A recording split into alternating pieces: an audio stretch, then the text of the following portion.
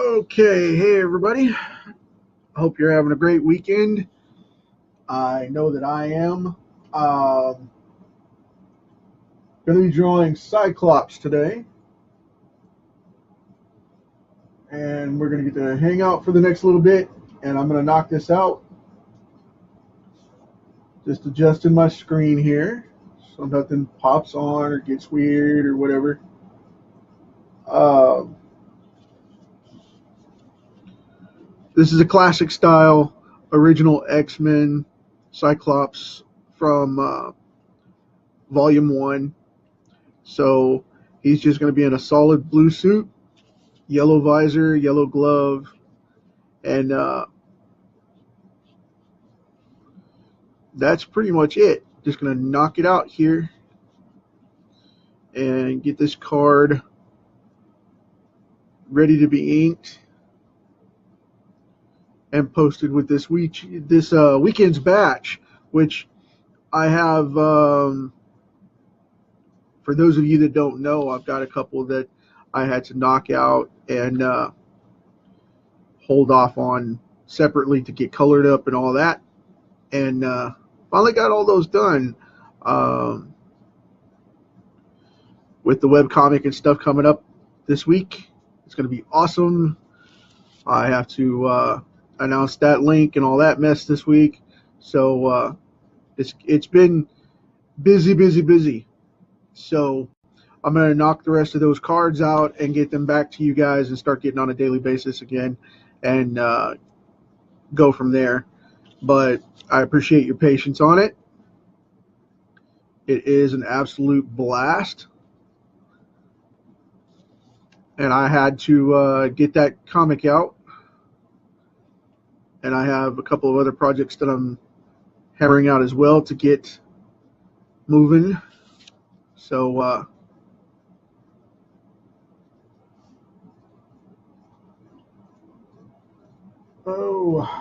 let's see.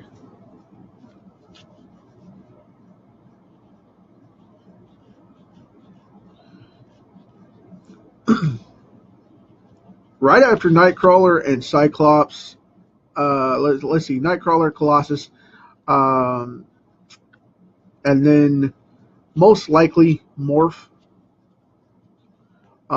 That's my top trio.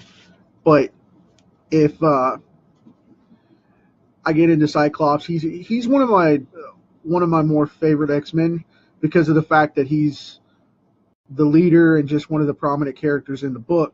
But like Wolverine, he's not really one to just make me go crazy every time I see him on the screen or in a panel. It's just I think it's gotten to where that love triangle thing between he and Jean Grey and Wolverine has just gotten so drab with being so overused and whatnot.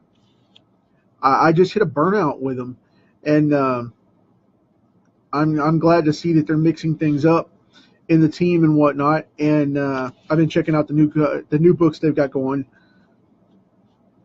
in the last couple of days here. Which, like I said, anybody that knows this knows that I'm not a real huge Marvel Now fan, but yeah, some of the books are pretty good.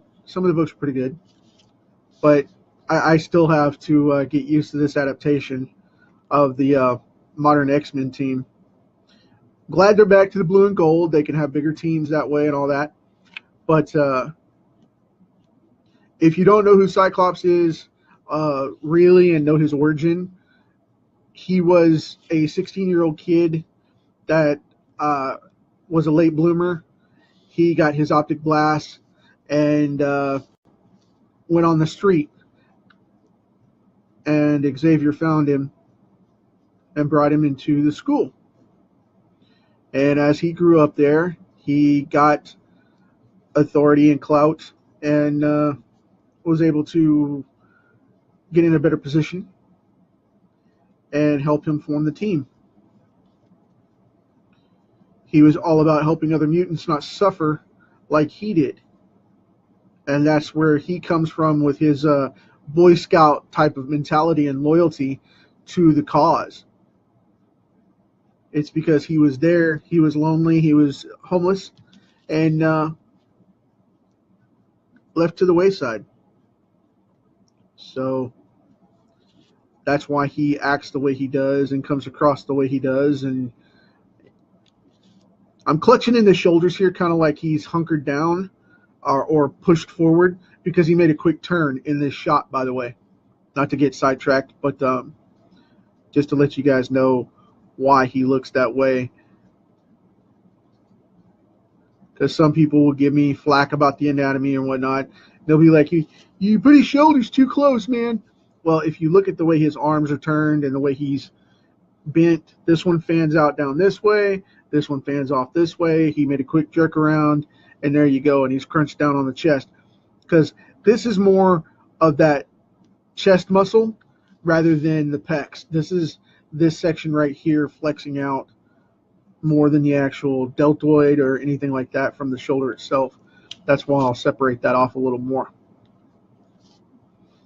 I know it looks a little awkward from this point, but it won't once I round it out and get all that done.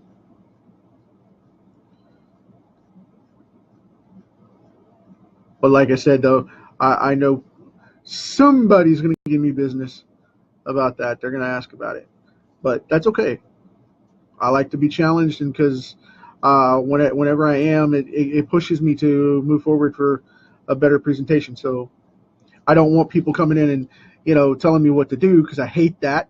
I absolutely detest that when people come on and go up and tell another artist, hey, man, your stuff looks good, but what about my way being better?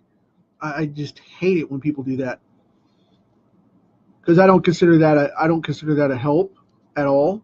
I consider that someone overstepping and judging the artwork on the level of the artist themselves. And, you don't go in and tell people when they're putting themselves out there like that. You don't go in and tell people that unless they ask for the help. But I've seen that done. I've actually had that done a couple of times. Don't go in and bust people's chops. That's not cool. But anyway, as far as this character goes, he comes off really, really fast, so that's not a problem at all. He's also a very forgiving character in design, because like this here, where I'm coming across, I'm just going to go right across that clavicle and not even mess with it. As far as design goes, I'm just going to shadow that right in with the neck and get that muscle right up on top there.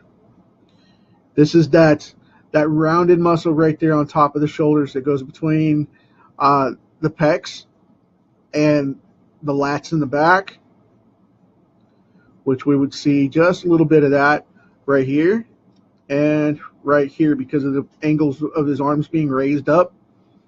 We would be able to see just a little bit of that.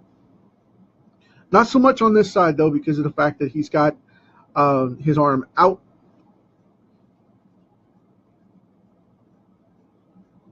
Which isn't high enough to make it flex, because he didn't raise it above waist level.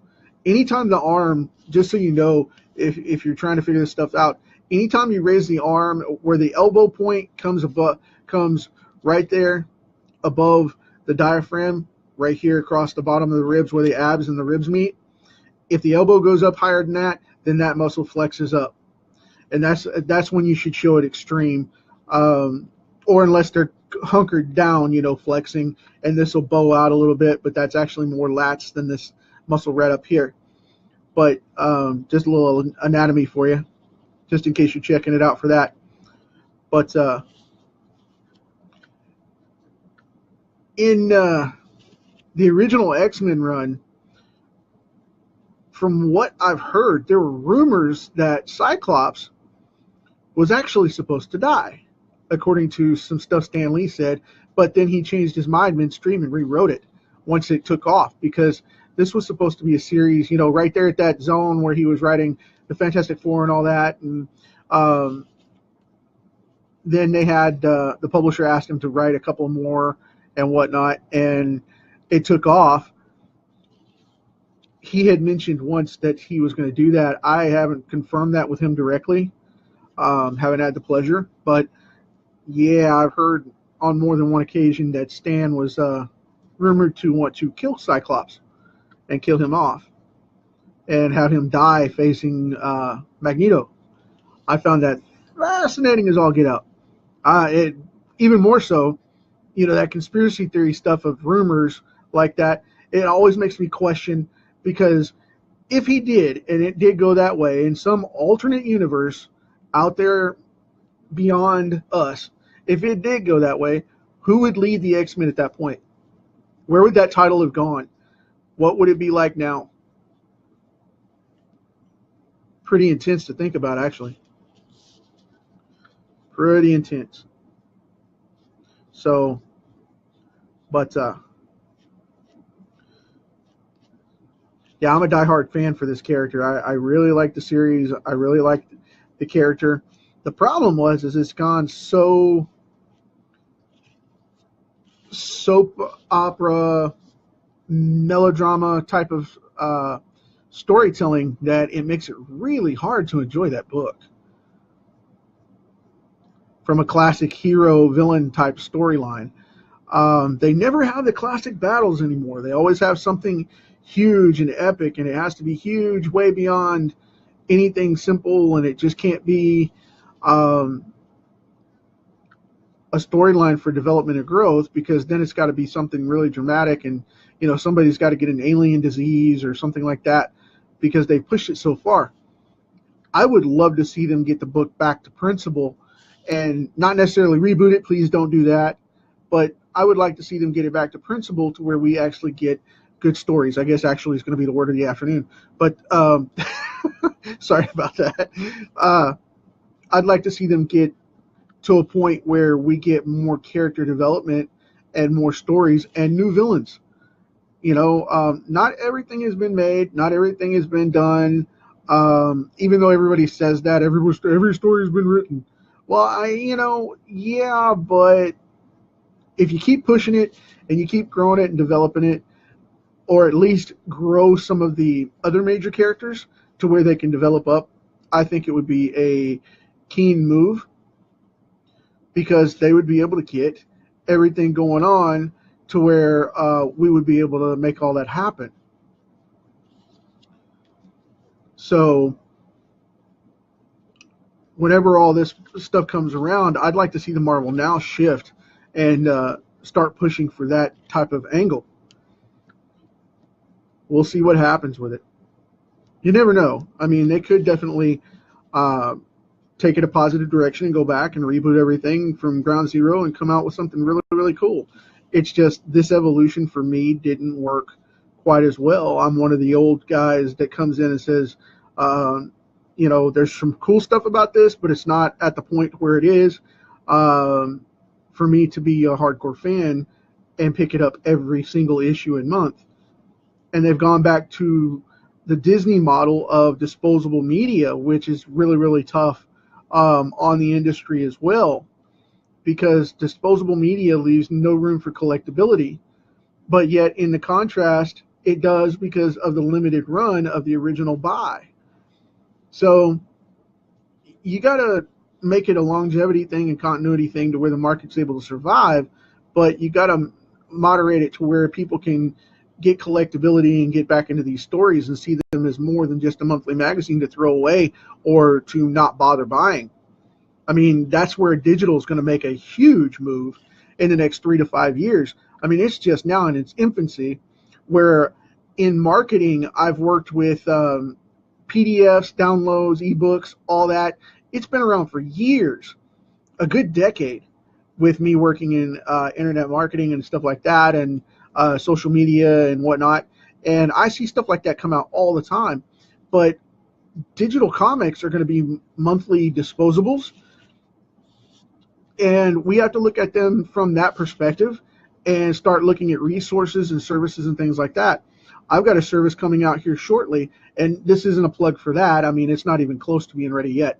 But, I'm making a competition plug for going against Drive-Thru and Amazon and things like that, and the Comixology, those guys need to get their stuff together, because they're gouging the market so bad at print levels, and you can't do that with digital. It's just not going to make it. The price point isn't there to make that. If you take 40 or 50% off the top of a new book, and even if you slide down to a 30% margin where most of us get because of the volume, it's still highway robbery when we still have to pay a team, because they're like, well, you don't have to print, so we're going to take this for distributing you. But they don't do anything. All they do is put it in their website. They don't market you. They don't promote you. They don't know how. And, I'm going to be on a tangent rant just for a second. Is the big problem is nobody knows how to market this stuff. Well, guess what? That's what I do. So my service is going to be able to do that, and it's going to be able to give everybody that benefit. And is it going to cause a lot of grief? Absolutely. I'm already getting feedback from services that know it's coming, and they're getting really, really bent about it. But so what? And the more services that do that, it's like, well, why are you talking about it now? Well, because of the simple fact that I don't care about competition. Competition builds the industry. So bring it. If you have a good service and can compete with mine, awesome. If you can't, then join my service and pay for it. That's one of those things that's always great about open economy in a democracy. So I'm not going to go any more into that, but think about that kind of stuff. Where is your comic book company going to be 5 years from now if you're creating a comic book? Are you going to be able to be in print? Are you going to be able to do it in monthlies? Are you going to be able to do it in graphic trade? Can you afford to do that? I'm not saying it can't be done, and I'm not saying magazines are going to go away. I'm just saying that the digital market, due to simple volume of convenience and complacency in the stale market that existed, and convenience for the customer, it's a wise move to start thinking about that, whether you're on the fence for print versus digital, no matter what. So, that's one of those things we have to start to consider as a growing and evolving market. And no one does that. There's a lot of people that talk a good game about it, and it's like, well, I'm going to revolutionize the market and industry and blah, blah, blah, and da-da-da-da-da. And, they never do anything about it. So we got to come together as a community and an industry and tell, Diamond, hey man, you're not going to support us, then fine, we're not going to buy from you anymore. Make your deal with the stores, make your deal with this person or that person, and limit that access. That's fine. At 60 or 70% of the profit, because of the fact that I'm new. Highway robbery, monopolizing, pain in the butt. And, I'm speaking out on that, and a lot of people are like, hey, man, don't go against them because you may need them someday. That's awesome. If I get into Diamond and I get through the filters and that happens, that's great. But do I see that happening? No, because I'm not putting my stuff in there to be victimized that way. I mean, the submission panel says that they have a panel of peers. Guess who those peers are? Those peers are being shown your book. Those peers are from the major companies that are out there right now. If you submit a book and they said they have it reviewed by professional editors and peers in the industry, guess who those editors come from? Marvel. Guess who those editors come from? DC, Image. And guess what ends up happening? Those products and services, you're signing a waiver when you submit that book to have it reviewed. You sign that waiver package, and guess what happens? They get to review your book, and you're showing it to the competition. So if they say, well, I've got this book and it's coming out by, Dr. Phantom 20,000 so-and-so, and it looks just like this, and it's got this power, and it's got this thing going on. Well, guess what? That group of peers gets to keep their book going as an exclusive contract with the monopoly that is Diamond, because of the fact that they say they have to make sure something's not being currently published or delivered by one of their exclusive contracts, and be responsible for that first. So think about that one. I didn't intend to go on a distribution bout with this thing. And sorry about that if I get anybody wound up. It's just, I'm not trying to debate about it. I'm just saying, with all this crap going on, you got to think about what's out there and start thinking about your business, especially if you're coming on to follow this as a way to get in the industry, because nobody does this stuff and nobody fights it. And they're just like, okay, well, we have what's going on, we understand, we're not going to rock the boat. Diamond's the way to go. I don't mind losing 60% of my stuff to get it in a store. I'm not a businessman, and that's part of what I do, is teach people how to make money online so that they can do that and get it out there and say, this is where it's at, this is how it works, and build your business. I want you to build your brand for your comic books, and I want you to build your business up and make it happen the way it needs to, so that you can make money, because this industry is dying. And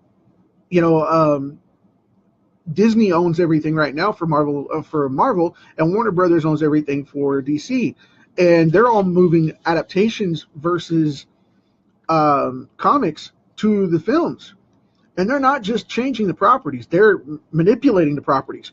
I've said since the first Iron Man movie come out back in 2008 that they're going to take, if you want to know where Marvel's going, they're going to take everything they adapt from the films and they're going to move them right into the comic books. You watch.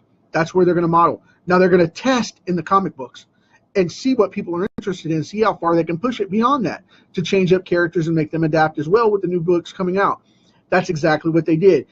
They made Sam Wilson Captain America so that they can make him take over the Shield once they reboot the initial line of movies for the next phase.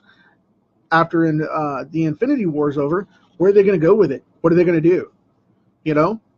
Chris Evans' contract's up, and they still got so many movies with all the other actors. So what's going to happen?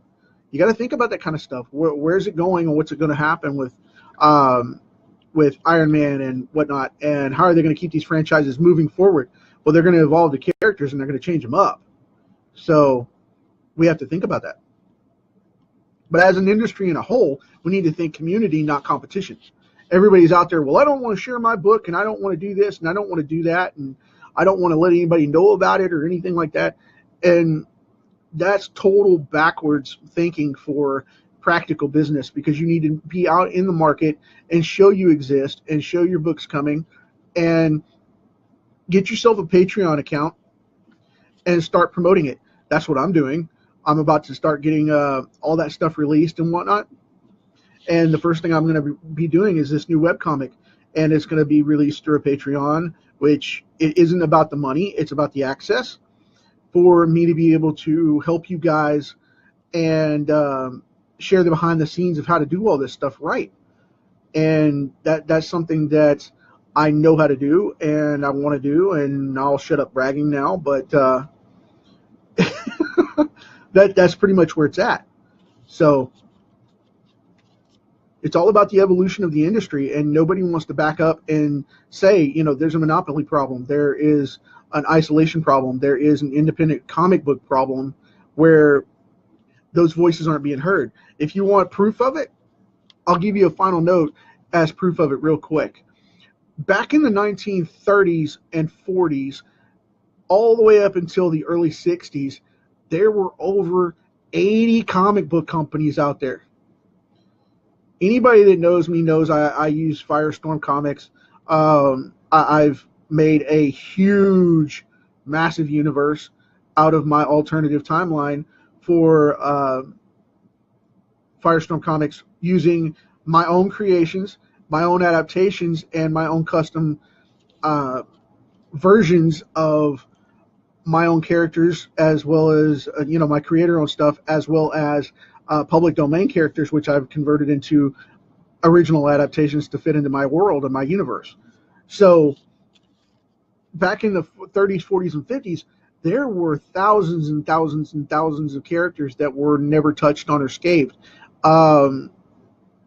They were published by grouped publishers that would publish anthologies and one-offs and things like that. And most of them are crap now in relevance.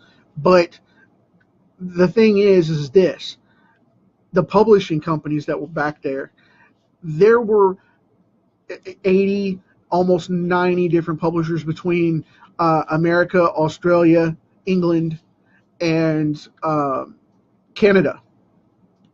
And it was just nuts how many books were coming out. And the market was just booming. And television existed at this point. Radio and television existed. And that was one of the things that made the big comics boom, was the transition. That's why we got those fad books in the 50s of, romance comics being the target. So you'd have 4 months of your love, my love, our love, like Stan Lee talks about. And then you would have all these battle books for war. And then you would have all these superhero books, which would be knockoff superheroes on the fly for the anthology. They would be created that way. Now, if you get into that, those publishers were competing for magazine disposable distribution just like we are today. However, comics aren't like that anymore. They're collectible. They're like real hardcore serials like movies, TV, and stories.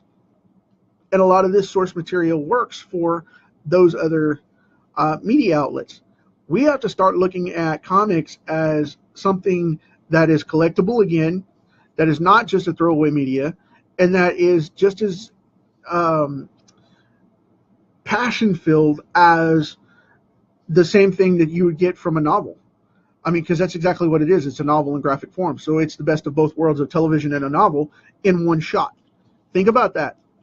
Start thinking about how you want to distribute your books. Start thinking about how you want to sell your books directly through your own store and bypass those people with those service websites. If they're not a fit for you and you can't get a good profit off of it, fight back by putting the books up in a cart on your own site and selling them for $2 or $3 a piece and showing, yes, it's worth that. Yes, the value is there. Yes, the comic book's there. And yes, the talent is still working every single month to make this happen for you to get to enjoy this book. So think about that one. But anyway, that's just my food for thought on it and where I'm coming from. And I'm throwing it out there. Like I said, I have nothing to hide about it. I think it's a great situation, and it's a great time to be in comics. And with the digital age moving, I think that people need to step up and say, okay, this is what we're going to do. If you're not going to support us as our distributor, we'll distribute a different way and wipe you out. I mean, that's the way it works. That's what the digital economy is doing to books. It's done it to music, and now it's moving into film and comics with on-demand streaming request, where you don't get tickets in the seats anymore, at theaters and things quite as much. Of course, movies are not going to go away for a long time, but direct on-demand streaming is way better than what's going on. I mean, Netflix has already been talking about Spider-Man Homecoming coming out in just a few, I think it's 2 months. They're talking about it in coming out and having a high ticket preview campaign coming out in, I think, September. That's only a couple of months away. That's pretty fast.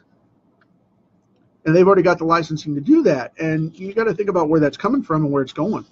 So start thinking about your comics in a different way instead of just in print.